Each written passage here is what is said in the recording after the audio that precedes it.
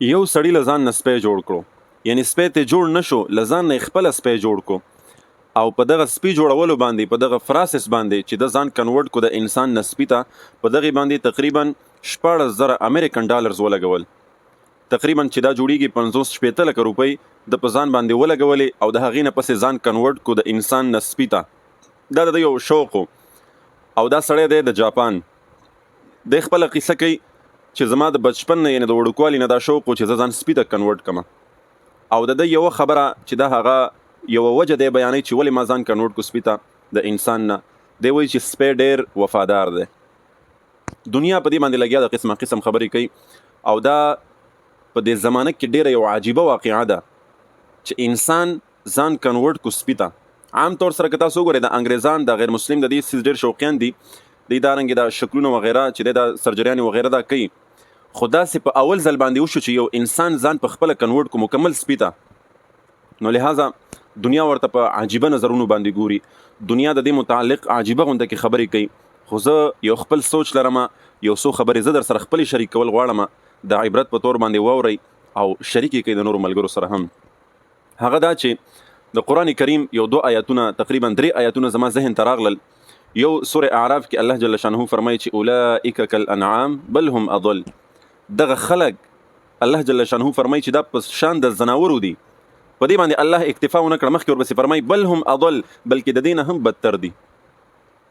او ورپسې بل آیات کې الله فرمایي چې کله انسان را پریوزي اخلاقی طور سره عملی طور سره، نو د ځان د تباہی هغه اخري درجې ته رسي. دغه رنګ کومه تاسو وګورو د دې سړي د کارنامه چې صرف په دې وجه باندې چې سپی ډېر وفادار دی، د انسانیت پرېښودو. ده خو د سپیو په دغه ډیزاین کې یو مقام حاصل کو، خو انسانیت یې پرېښودو، انسانیت نه دی پرېوتلو. بل قرآن کې الله جل شانه فرمایي لقد خلقنا الانسان فی احسن تقویم. الله وایي په تحقیق سره ما انسان ډېر ښکلی پیدا کړی دی. نه مخکې الله 2 قسمونه خوري، د هغې نه پس الله وایي چې ما انسان ډېر ښکلی پیدا کړی دی. د انسان په تخلیق باندې الله جل شانه قسم خوري، وایي چې انسان ما ډېر ښکلی پیدا کړی دی. دغه ښکلي انسان سره چې کله د ایمان نور نه وي، د ایمان رڼا ورسره نه وي، نو بیا هغه دغه رنګې حرکات کوي. نو دا د ایمان دولت چې الله جل شانه موږ تاسو سره نصیب کړی دا ډېر عظیم دولت دی. ژوندی مثال یې ګورئ، دغه د دې سړي سره که ایمان وی، نو په دین اسلام کې د سپي کومه درجه ده تاسو ته معلومه ده. سپی یو نجس یو پلید زناور دی، او تر دې پورې د دې د پلیتوالي هغه حد دومره دی چې کله د سپي لاړې تا سره ولګېږي نو دغه ځای به وینځي، دغه ځای دغه کپړه دا پلیته ده. اسلام دین اسلام دا دومره پاک او ښکلی مذهب دی. کله چې بیا اسلام نه وي او د اسلام رڼا نه وي، د اسلام دولت د چا سره نه وي، نو هغه راپاسېږي په ځان باندې لکونه روپۍ لګوي او ځان چې د سپي ته کنورټ کوي، صرف په د یو خبره باندې چې سپی ډېر وفادار دی. تا د ایمان وفا لیدلې ده، تا د اسلام وفا لیدلې ده. نو لہذا دې سړي دا خبره هم ثابت کړله چې دا زه په کوم مذهب کې یم، دا زه په کومه لاره یم، نو په دې کې وفا نشته، خو په یو سپي کې وفا شته ده. دین اسلام خو موږ تاسو د وفا درس راکوي، د عزت او د عظمت او د پاکدامنۍ درس راکوي. نو لہذا په خپل ایمان باندې شکر وباسئ.